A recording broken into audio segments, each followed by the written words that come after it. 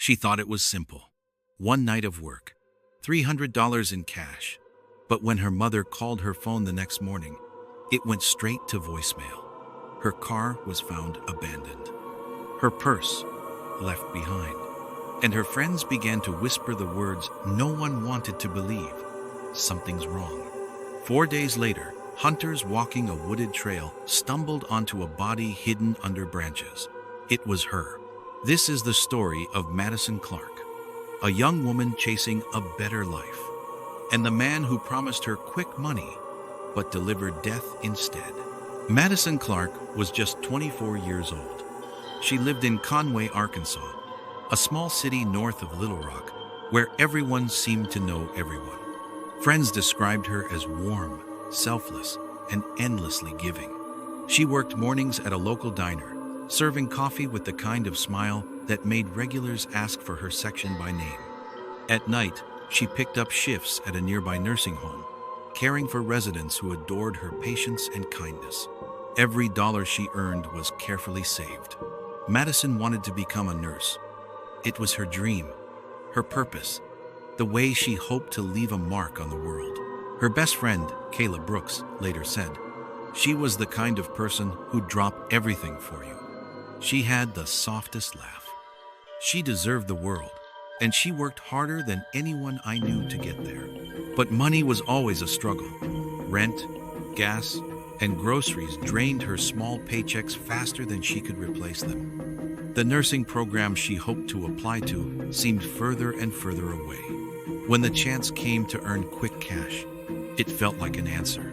On October 13, 2022, Madison got a text. It was from a man she'd met a few weeks earlier, a man named Derrick Lawson. He was 29, tall, with sharp cheekbones, and a calm, confident demeanor. On the surface, nothing about him seemed threatening. He told people he flipped electronics, cleared out storage units, and sometimes needed extra hands to help move items. Madison first heard of him through a mutual acquaintance, someone who had worked for him once before. That job had been quick, easy, and paid cash. So when Derrick messaged Madison directly, offering $300 to help him move boxes one evening, she didn't hesitate. Her last text to Kayla read, "Just helping this guy move boxes. Back later. Easiest $300 ever," but she would never come back. Looking back, the red flags were clear. Derrick avoided giving details until the very last second. He insisted on meeting in out-of-the-way places. He didn't share his real address. Madison even joked once to Kayla, "He's kind of mysterious, but I guess that's just how these hustlers are." To her mother, Patricia Clark, it wouldn't have sounded harmless. Patricia later said, "She never told me his name. If I had known, I would have begged her not to go, but I didn't even know he existed until after she vanished." That night, at 7:46 p.m., Madison's silver Honda Civic was spotted by cameras at a gas station on Highway 65. Derrick's dark pickup truck pulled in seconds later. They spoke briefly. Then Madison got into his truck. She was never seen alive again. By morning, Madison's bed was untouched. Her Civic was still parked at the gas station. Inside were her keys, purse, and wallet. Her phone had last pinged at 8:12 p.m. before going silent forever. Patricia Clark reported her missing immediately. But police, at first, dismissed her fears. "She's an adult," they said. "Maybe she needed space." But Madison wasn't the type to vanish. She had 2 jobs, a family who relied on her, dreams she worked for every single day. Her mother knew something terrible had happened. 4 days later, on October 17, 2 hunters were walking a rural trail outside Pine Bluff, about 40 miles south of Conway. They noticed something odd in the ditch. A shape covered with branches, too deliberate to be natural. When they got closer, they froze. It was a body. Deputies were called to the scene, and soon, yellow tape stretched across the dirt road. Officers knelt in silence. It was Madison Clark. Her clothes were torn, There were bruises on her arms and deep marks around her wrists, as though she'd been restrained. Her face bore the signs of a struggle: bruising, swelling, injuries consistent with blunt force.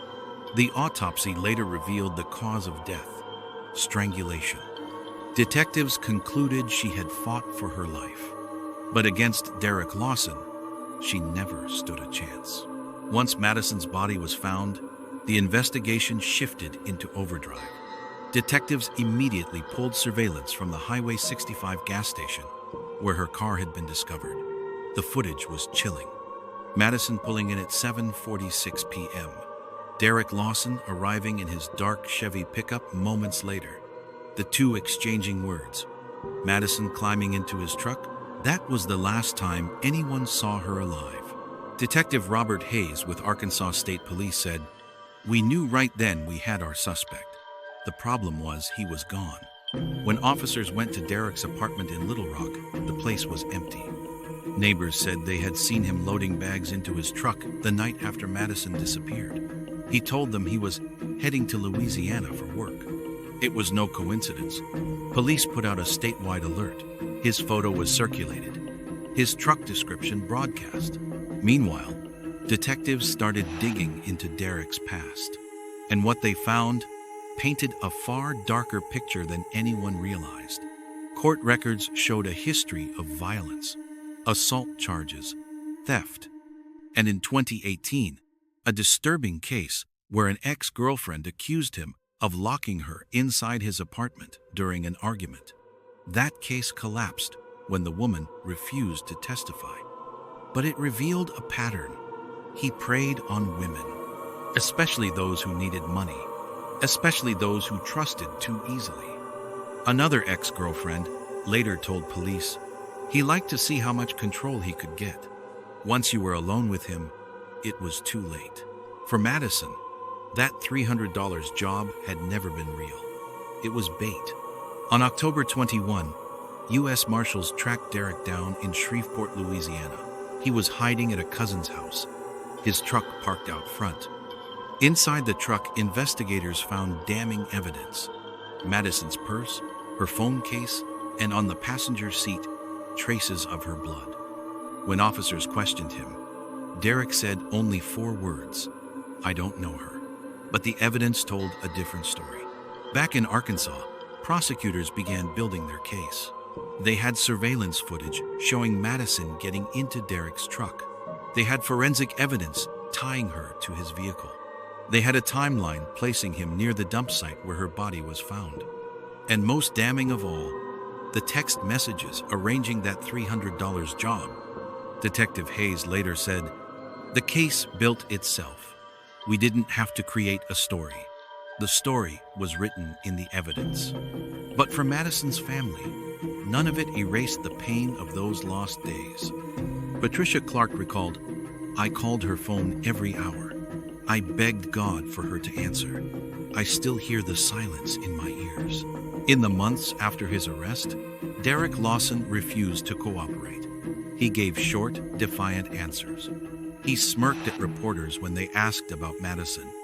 But behind the scenes, investigators kept uncovering more. Phone records revealed Derrick had contacted at least 4 other women in the weeks before Madison's murder. The offers were nearly identical. Quick cash. 1 night, just moving some boxes. 3 ignored him. 1 declined at the last second. Madison, desperate for money, said yes. Prosecutors believed she wasn't his first target. She was simply the first who didn't walk away. In September 2023, nearly a year after Madison's death, Derrick Lawson's trial began in Pulaski County Circuit Court. The courtroom was packed. Family, friends, reporters, everyone wanted to hear how a simple job offer ended in murder.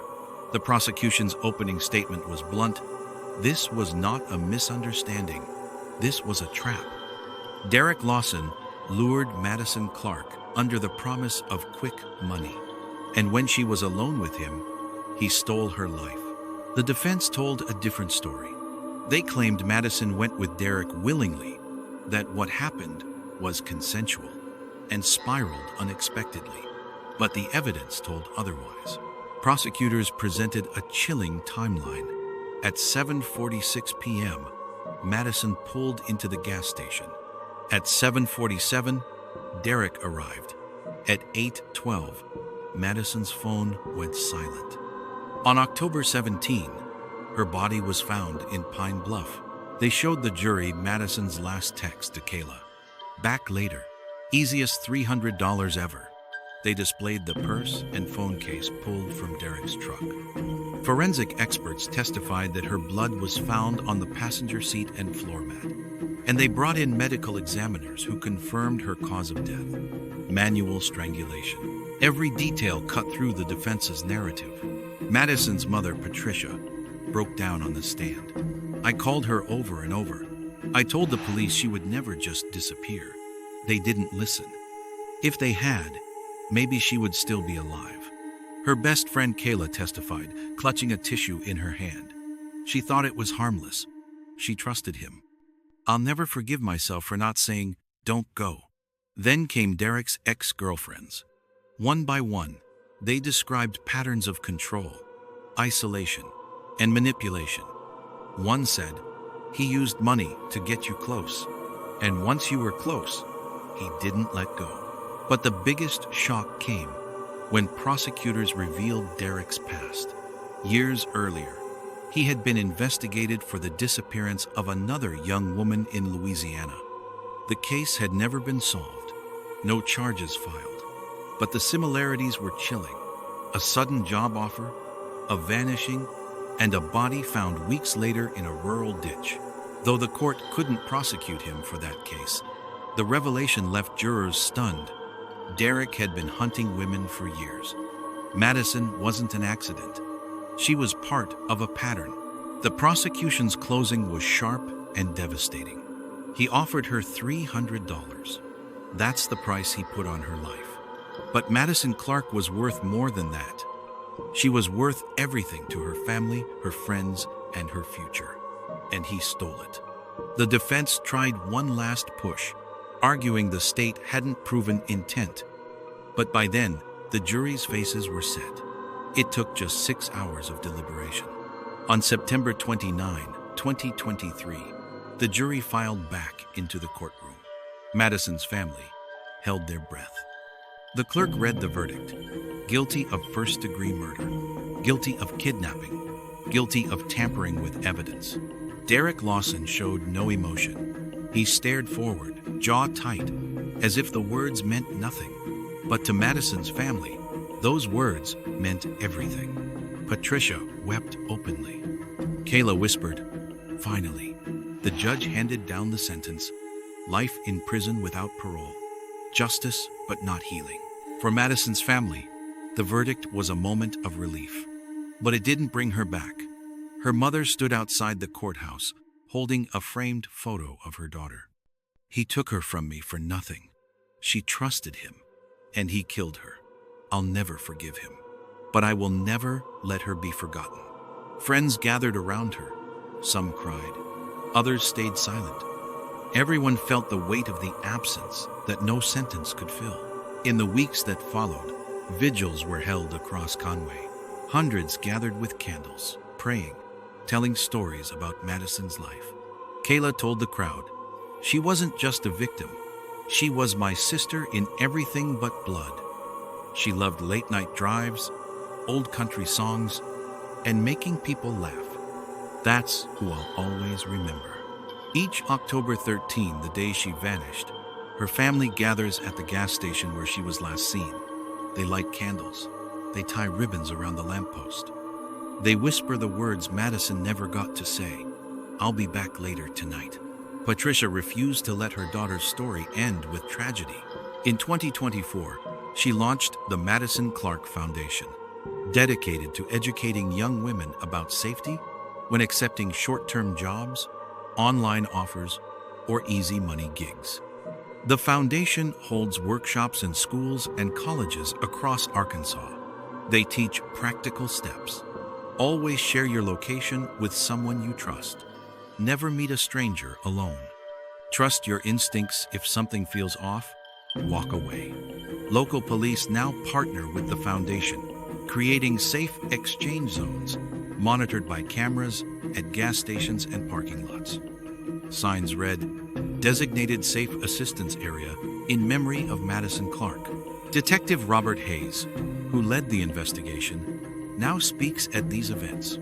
He tells young people, predators don't always look like monsters. They look like neighbors, co-workers, even friends. Madison's case is proof. If it sounds too good to be true, it probably is. Don't gamble with your safety. For Patricia, it's personal. If telling her story saves even one life, then my daughter's death will not be in vain. Is that one? Madison's life was worth more than $300. She was worth more than the trap Derrick Lawson laid for her. She was worth the future she dreamed of, the nursing career, the family she wanted, the laughter she gave so freely to everyone she knew. But her story is a reminder. Predators disguise themselves as opportunities, and silence gives them the time they need.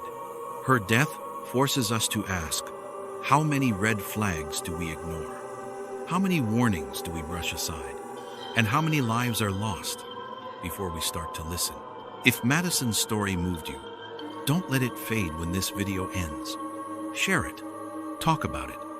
Tell the people you love to trust their instincts, to never go alone, to never ignore that gut feeling that something isn't right. And here, with us, help keep her name alive.